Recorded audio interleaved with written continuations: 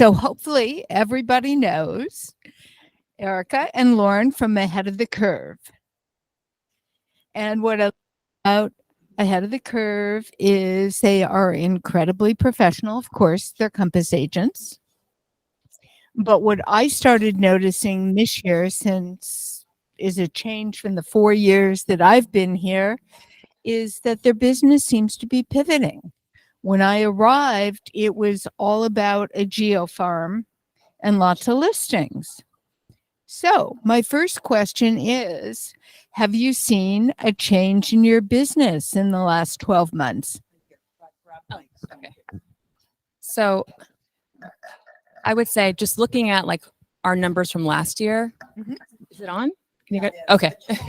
Okay. I'm looking at our numbers from last year. It was actually pretty evenly split between buyers and sellers. I think we closed the end of last year maybe with like 3 or 4 more buyer transactions. This year started pretty buyer heavy for us, but I think within the last like 6 to 8 weeks, we've really seen a shift, and it's probably year to date pretty even. But what I will say is that the listings, so listings are definitely harder to come by, and majority of our listings are coming from past clients, referrals, sphere of influence. We're not seeing a ton of new business coming from our listings. So that's probably been like the most alarming pattern. Just not a lot of new business from listings. Still getting listings, but just not, new business. Yeah. And Lorin, are you seeing a difference in the trend of buyers coming directly to you on your listings or trying to have you represent them, or are most of your buyers past clients? Most of our buyer, yeah, it's pretty rare. It hasn't happened lately that someone's coming to an open house and trying to have the listing agent write for them. It hasn't happened at all this year. So most of our buyers are referrals and past clients. I would say exclusively. Yeah. How are you managing expectations of clients with the change? Yeah. Are you, those difficult, or what we call forced conversations? Right. By the way, for everyone here, Lorin was on the panel of getting 6%, and an amazing mindset and personal professional boundary around professionalism and Yeah. So thank you. But how are you handling those conversations in detail? I think that's something we're all struggling with. Yeah. Where are the numbers? What is Right. it about? And let's start with your seller expectations. Yeah. I think for me, the biggest thing with regards to setting seller expectations is really about educating them on like the type of market that we're in. And it varies market to market. But for our market specifically, it's not really a buyer's market. It's not really a seller's market. It's kind of this shifting semi-neutral market. So everything a seller knew about offer and terms and competition and days on market and the types of offers coming in and the numbers of offers coming in, like that's all obsolete. Like just, you cannot think of that. So I try to position it as a way of, here's what we can promise you. We will be there for you. We will guide you. We will keep you informed. We will strategize and negotiate on your behalf so that at the end of the day, you're going to walk away not with what we think your house is going to sell for, not what you think your house is going to sell for, but the highest price the market will bear. So that's how I try to kind of position it. I love that. And what I love about it is that you're talking about what the value that the two of you are adding to the seller is. And it's not about you. It's not about the buyers. It's the sellers. It's the best deal that you can negotiate for them. Yeah. And on that note, I would tell you that I really feel that everything is a negotiation. Every aspect of the transaction is a negotiation. And I do think it's about me a little bit, okay? Because I'm better. And the way that you talk on the phone to agents who call you is a negotiation. Like every single thing that comes out of our mouth, I think has an effect on the price they're going to get. Yeah. I do. Yeah. So you're conveying that to your clients. I mean, I don't want to tell I mean, sure, I can tell my client, I mean, yeah, I'm so great. I mean, they learn it through the transaction. Yeah, I can't convince someone how great I am. You know what I mean? It's like, but they get to experience that. But I really think that that is the value that we bring. It's not just in the price negotiations, it's the way showings are handled. It's the way every single piece of it is handled. It's the way you show up every moment, every day. It's the conversations, the confidence, it's the care, but it's handling, if I'm your client, handling the concerns ahead of time Right. by how you're interfacing with me rather than things coming as a surprise. Right.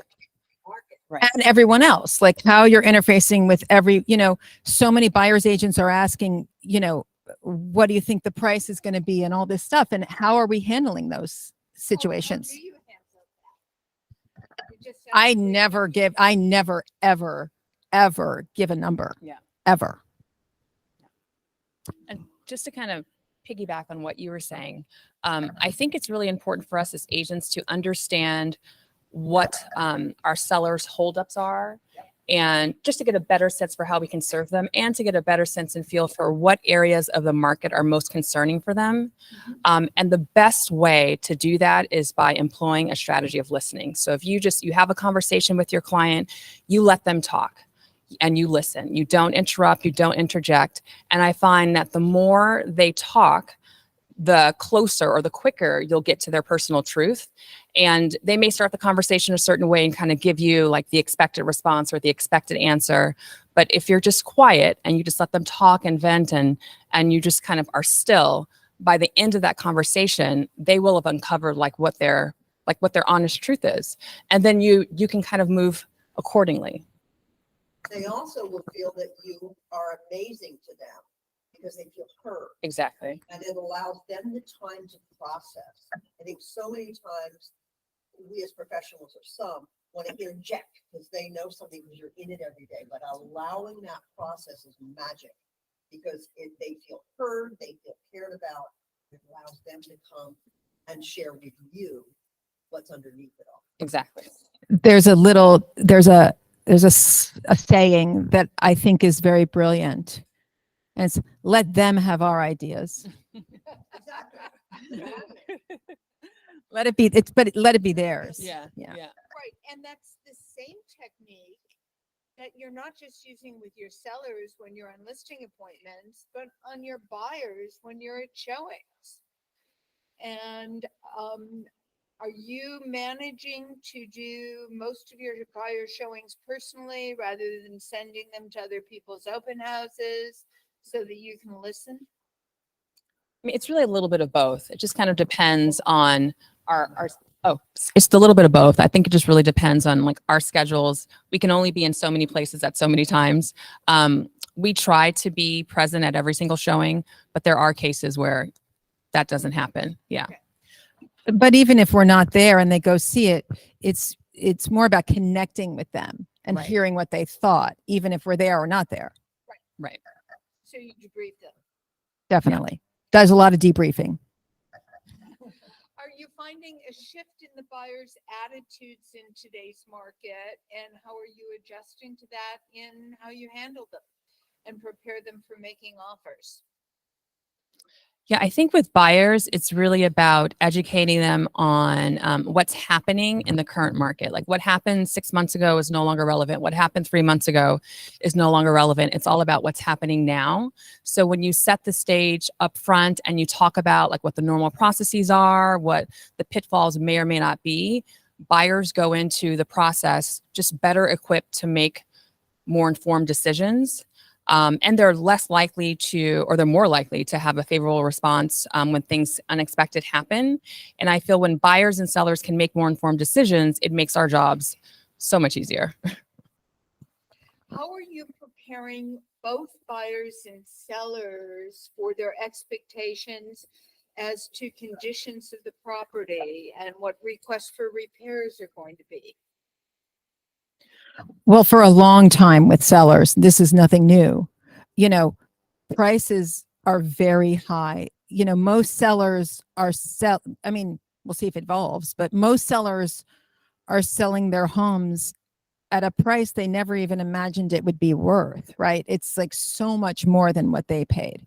So I've been telling sellers for a really long time, buyers are paying, historically high prices, and they are going to inspect every inch. They're going to do every inspection under the sun.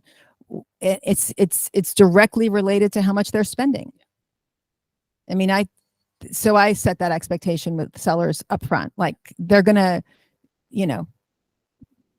it's going to be invasive. Because I think with buyers, like the sellers are always so focused on like the purchase price. And yes, buyers are, focused on that as well. But for them, it's more like how the purchase price translates into that all-in cost for them. So it's not just about purchase price with buyers. It's about the fact that the cost of owning a home is like so much more expensive today than it was last year, even at the same value. $1 million property last year, maybe you're spending $5,000 a month. And now for that same $1 million, you're spending, $7,500, $8,000.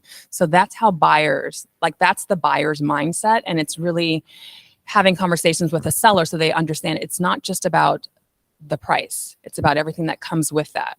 For buyers in this market, they're very price sensitive.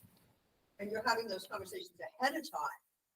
So you're helping them to see how the process is going to be. Right. Like you said, so it doesn't come as a shock. Because otherwise, people go through this and they're not expecting what's the domino, right. next, unless we've educated them. Most sellers are in complete fear about inspections. They're panicked about it, every one of them. Well, think about it. If we're out home, you're worried. Have you started to talk about pre-inspections, about doing a sewer inspection ahead of listing so you can find out if there are blockages, things like that, to try and get to the big ticket items before it's marketed? We do. It depends on the situation, but yes, we do that. If there's ever a question about something, we have it inspected. I have an appraisal. I have a property that I have listed, but it's not on the market yet. And there's like a retaining wall issue. That's the new thing now, because after all the rains, like how many properties right now have retaining wall issues? Like it's ridiculous. Okay. So this retaining wall is leaning so much. It's like, I don't know if it's going to qualify for conventional financing. So I have an appraiser. He's agreed to pay for an appraisal before we even put it on the market. I have an appraiser coming, so it just depends on the situation. Termite, typically we always do, and if someone's really worried about something, we get our people in there. What appraisal for a retaining wall? Excuse me? Why are you asking an appraisal for additional? Oh, because it might, if the appraiser flags it as a problem on the appraisal report, it'll have to be fixed as a condition of funding. And it's a really big job. So it's going to really affect the price on this property because the whole retaining, it's like a hillside thing. So if an appraiser flags it, that means it can't qualify for conventional financing, or it would have to get fixed as a condition for funding. So I want the seller to know. What is the new Department of Building and Safety issues that is happening right now after all the rains? So basically, I had an appraisal conversation about that, specifically the Hill property. When you have a problem with a retaining wall, you need to go either to engineering or you need to go geological, because appraisal people don't know about the new regulations. In order to get it fixed, yes, you have to have structural plans from a structural engineer. But I want to know how an appraiser is going to view this property, because we might not even put it on the market if we know that there's going to be, that the appraiser is going to flag it and we're going to have problems getting financing. We might fix it first. We might sell it off market to a developer. Who knows?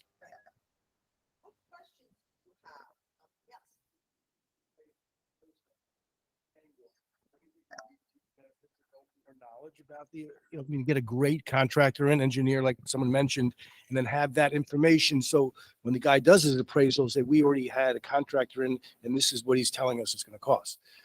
Sometimes that you can lead an appraiser, because a lot of times they don't know anything about these things. majority of them are not educated. It's just, something I would consider doing. Didn't we get bids? Don't we have that? Yeah.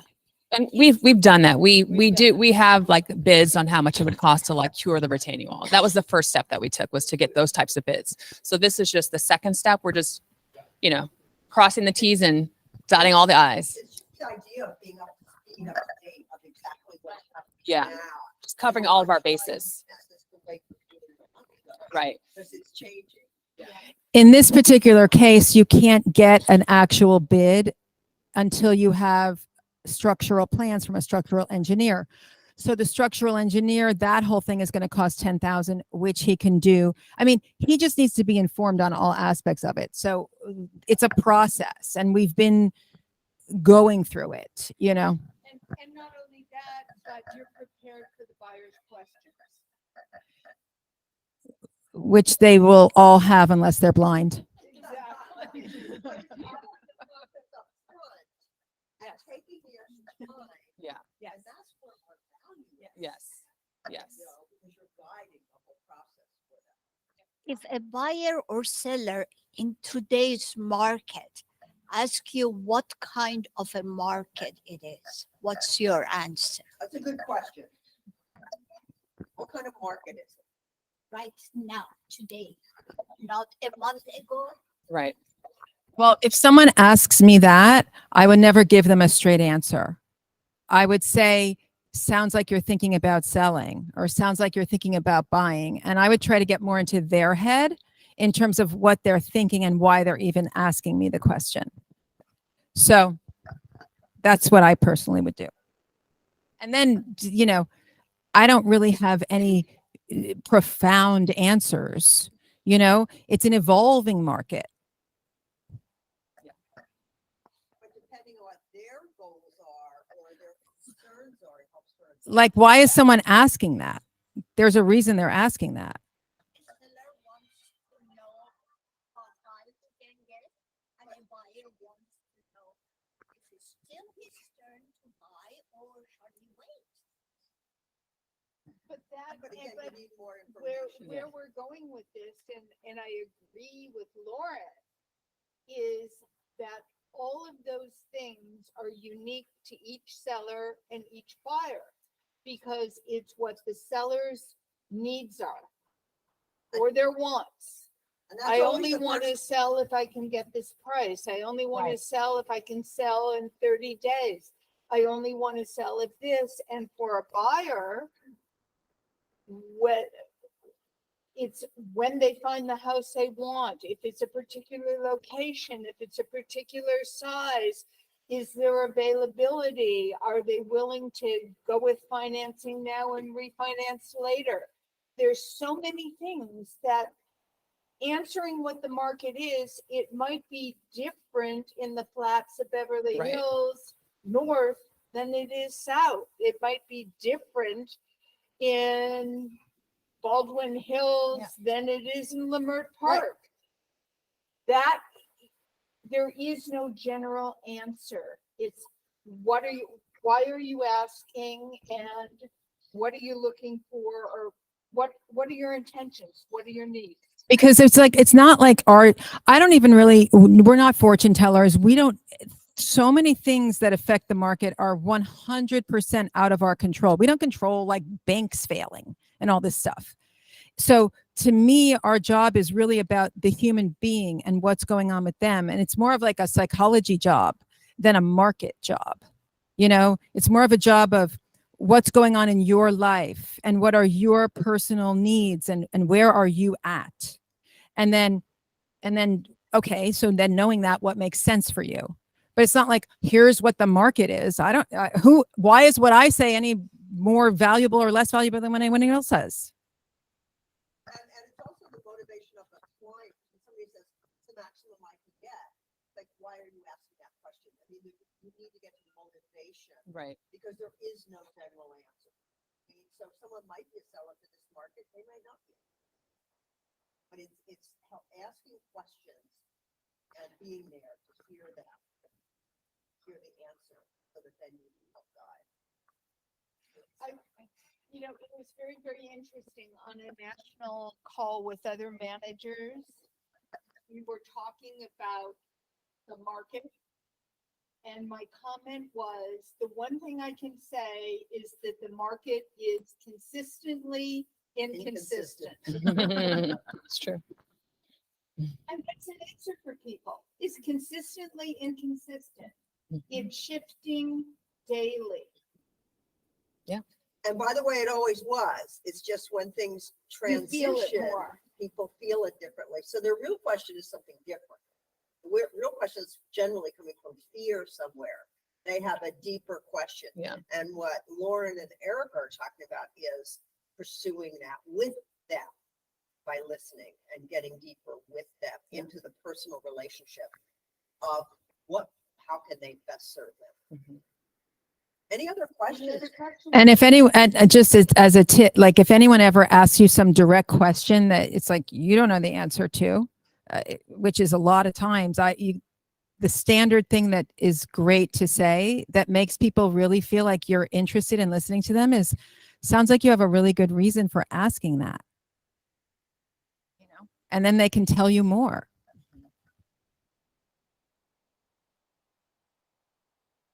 It's all about the psychology. Yeah.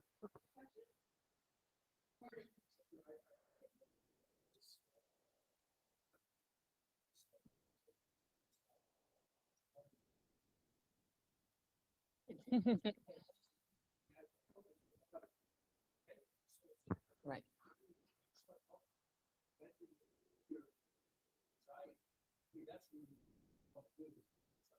Right. Exactly. Yeah. Speaking Because there is no generality. It's a leading question that doesn't really make sense unless you have a lot more information. Speaking about baking, I know that you do a lot of business in areas in which First Republic Eagleones were a big deal. Is that still an issue, or are things calmed down? That's a good question. It's the Eagle loan is gone for now. It's not any better than anything else. Yeah. So sadly, Yeah. And we'll see, you know, it might come back, but right now it's just about buyers. What I'm seeing is that buyers who have like relationship banking are getting better deals. It's just really individual for each buyer right now.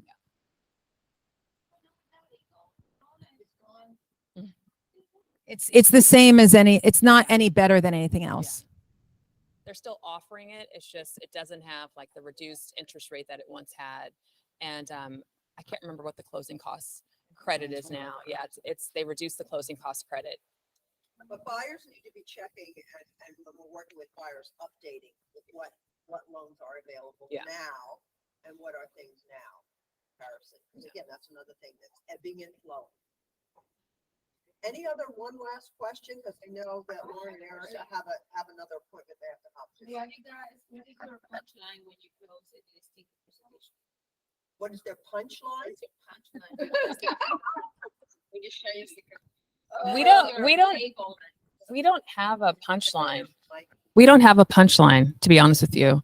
When we first started working together like 6-7 years ago, we would sit down with a client, pull out our laptops, go through a listing presentation. I can't tell you the last time we've done like a traditional listing presentation. It's like a 3-step process now. So there's no real punchline. This is going to sound like overly confident, but it's like by the time we sit down with them or arrive at the house, like we already know like we're getting the listing. But it's because of like the 3 steps that we took, you know, in terms of having the Zoom, the initial phone call with them. So there's no punchline. Yeah, we really try to get to know them deeply. We really just try to understand where they're at and what their needs are. You know what I mean? It's not about like work with us, but you know, we've tried to find out what they're going to do, you know, and it's a different frame of mind rather than saying, oh, use us. It's more like, well, what are you going to do? Right. What are you needing? How can we help you? It's like an interview. Yeah. Prior Yeah. To Exactly. see how you fit together. And if we fit, like it might not be a good fit. So it's not asking them for something, it's serving them up front. So Right. let them go. Yeah. What's the biggest opportunity in this market right now, or what are you most excited about? Love that.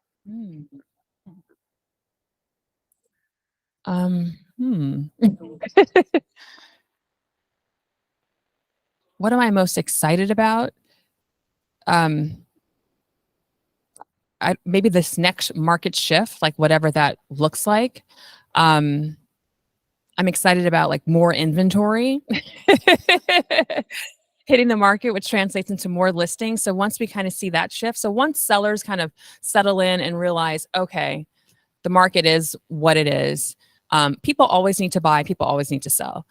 So it's like the people that are on the fence, like when they get off the fence, I'm like really excited about that moment, whenever that's going to happen. Yeah. And it's like helping guide them to that place, whatever buyer, seller, whatever, but helping them to get that clarity. I think that that's the most rewarding part of this job for me. And that's in every market. Yeah. Think like how resale buyers kind of take a minute to digest these higher rates and now they're back out. I think, like you said, sellers will now do the same. Like, once they're kind of Right. figuring out, okay, we've got buyers out there. What's the looking? Yeah. If they have to sell, they have to sell. I mean, it's just, and those are always the best clients. The best clients in any market are the people that have to do something. You don't want the people that are just, well, if it's this or so many conditions on it. They're not good clients. Okay. You guys.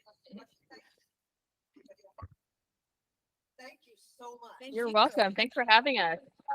Thank you. Thanks for your time, because I know you have to run to an appointment, so You guys are amazing, yes, and it we was- are so blessed. so helpful. Talk to you later. I'm actually staying. Oh, good.